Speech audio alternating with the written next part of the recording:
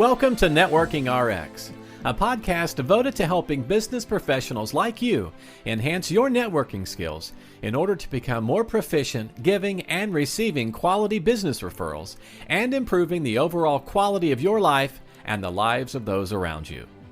The Networking RX podcast is a production of AmSpirit Business Connections, an organization whose mission is to empower business success through networking. Within the AmSpirit Business Connections world, we have a lot of training programs for our members. There's just a ton of different things that not just that I've come up with, but the franchisees have come up with to really try and help people understand how to get referrals, get better referrals.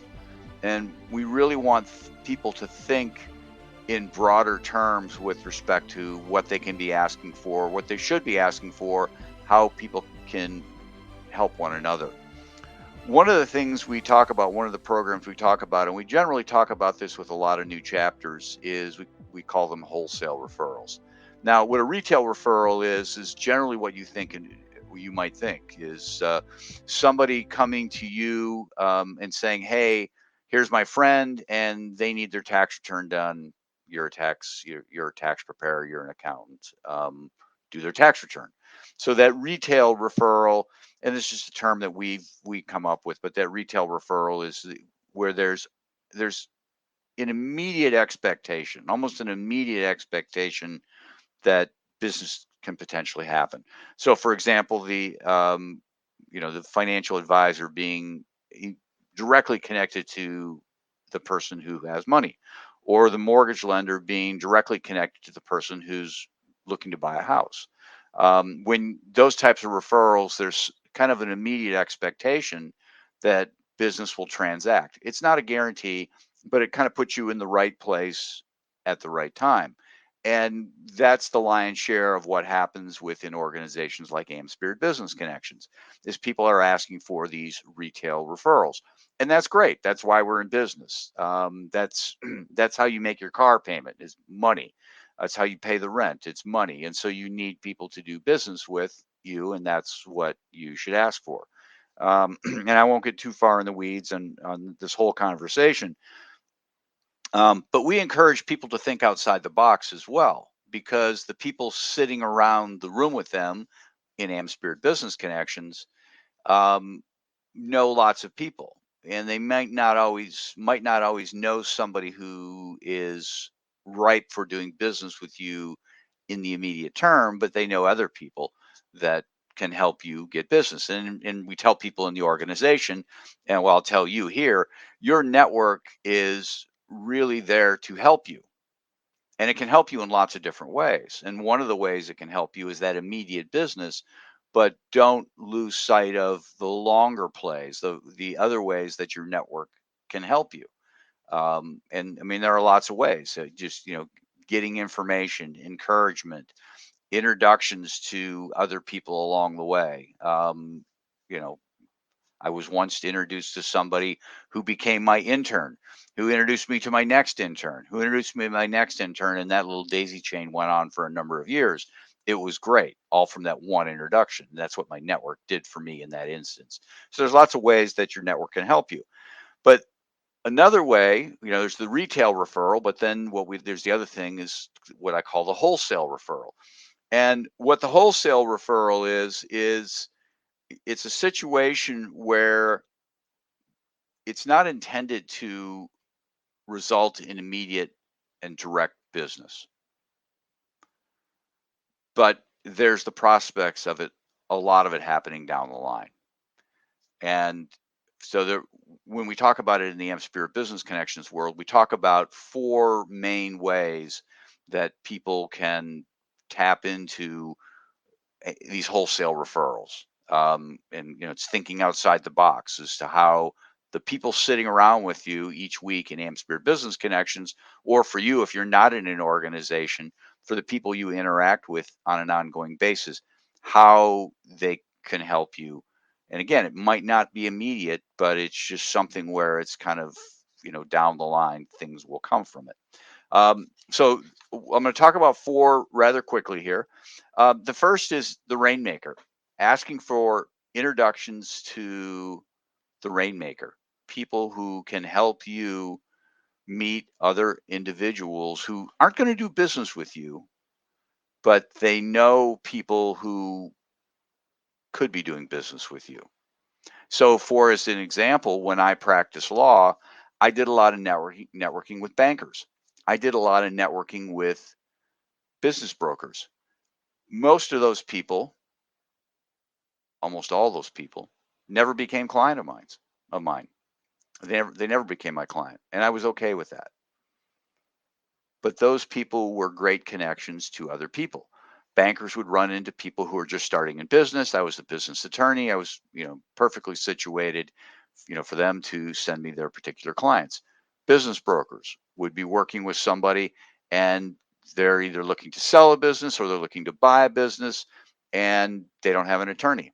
And believe it or not, that happens. And so I would get referrals from that.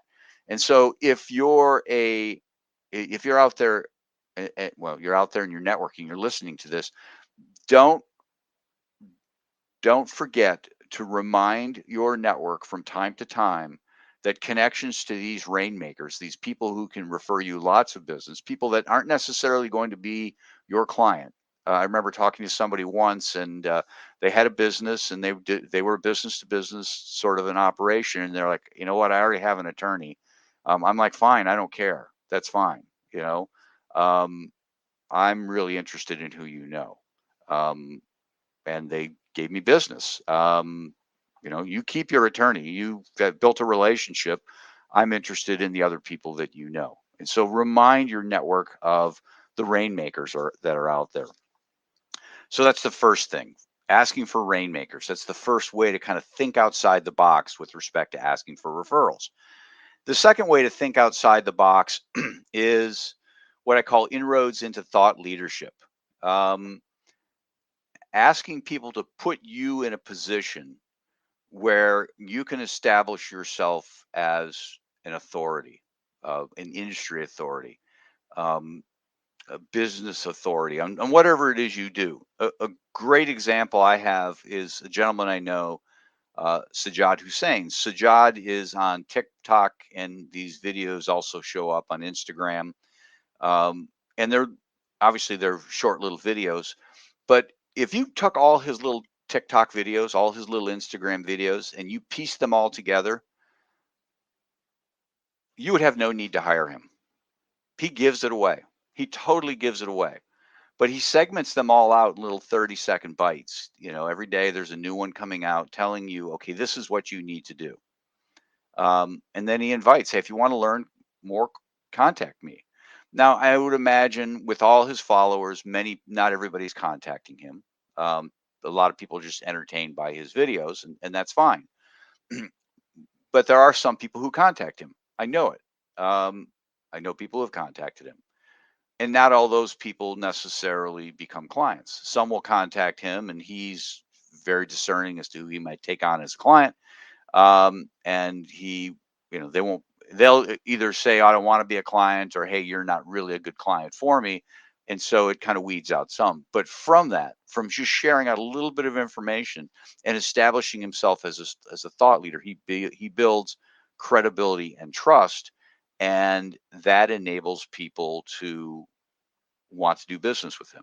The name of his business is Cause and Effect Consulting. I'm not on TikTok. You can find him on Instagram, Cause and Effect Consulting. Just do a search on that. But that's another thing that you can ask for within your network. Opportunities to get out there and speak, opportunities to write articles. I've seen people write articles, articles for a newsletter. It might be a newsletter within a community association. It might be a trade association. Back when I was practicing law, I had an opportunity to write a quarterly article for the International Business Brokers Association, which was a great opportunity to kind of build my brand, to get my name out there amongst business brokers around the country.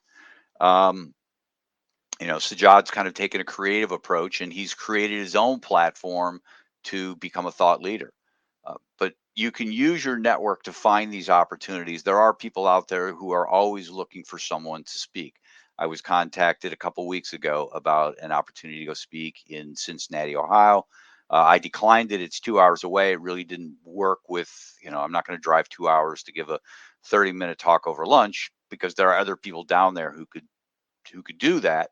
And I referred it off to somebody else. But these opportunities are out there, and it allows you then to build your brand, establish yourself as a thought leader, and get business from it. And it's something I have done for years. When I first started with AmSpirit Business Connections, I found any opportunity I could to get into a company and talk about the organization, and that never really worked. It never really led anywhere. But what ended up leading somewhere is when I was just asked to come in and just talk about networking, and people were very interested in what I had to say, and that led people to ask me, well, how do I get involved with your organization? And so it's really paid big dividends for me. The other way of becoming a thought leader is getting on people's podcasts. I interview a lot of people on my podcasts. They take that content and use it in many different ways, but it kind of builds their brand. So use your network to generate these opportunities for thought leadership. No, it's not immediate business, but it positions you for lots of business down the line. So we have asking for the rainmaker, asking for inroads into thought leadership. Those are the first two. Third, what I call the next closest thing. Let me give you an example. There was a woman who was in AmSpirit Business Connections, and she had a sign company.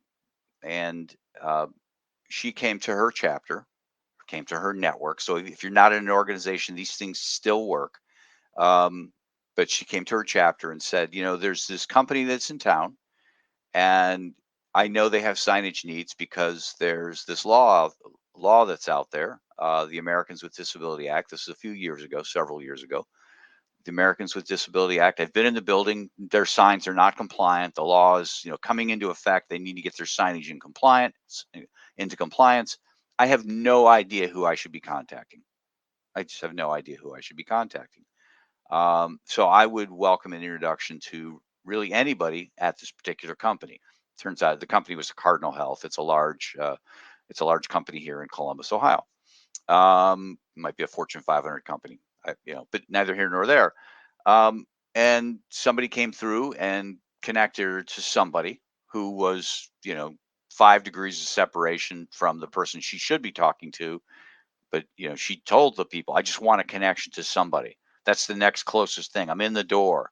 I'm meeting the guy who works on the loading dock, and he can introduce me to his or her boss, and then so on and so forth until you finally end up where you need to be. And that's what ended up happening. She just kind of worked it. She just had, it was the next closest thing, and then going the next closest thing, and then the next closest thing. And ultimately, she was in a position to talk to whoever was in charge of the signage, and she got the contract. Now, I don't know that it changed her world. It probably made for a really good quarter for her. There was a lot of work there, probably ongoing work. She ultimately has sold the business. But that's something else that you can ask for. Is just the next closest thing. It's just saying, listen, I'm looking to meet somebody at this particular organization. I'm looking to meet, people in this trade association, because by getting into this trade association, I can find opportunities to speak, to get my name around, to help out, to become involved. And that's my particular audience there. So that's another thing you should be asking for, is that next closest thing. So 3 things. 1, the rainmaker. 2, asking for inroads into thought leadership. And then the third thing is asking for just what I call the next closest thing, just a connection who can lead you to a connection, can lead you to another connection, kind of being somewhat targeted about it. I want to head in this direction. Just give me an introduction. Yeah, I know I'm looking for this particular person out here. They'll be my ultimate client, but I'm willing to work the various steps to get me to that particular client. The fourth thing is what I call, it's kind of a catch-all, something creative. We're only limited by our creativity, and I can't, I really can't speak to everybody's situation out there, but you can always come up with something creative to ask for. Let me give you an example. There was we did this exercise in one of the AmSpirit Business Connections chapters, and I happened to pair together two people, um, who one sold copiers and the other one sold office supplies. And so they were kind of going back and forth how they can help each other. And it was kind of a natural sort of, they're kind of running in the same circle, selling different things. And what the copier person came up with, he said, when I sell a copier, when I try to sell a copier, I let somebody have the copier for 30 days, no cost. I'll pay for the toner. I'll pay for the paper. Just tell me how much paper you're going to need, and I'll deliver the copier and show you how to use it. And, at the end of 30 days, if you want it, buy it. If you don't, we'll take it back. You can go back to your old situation, your old copier.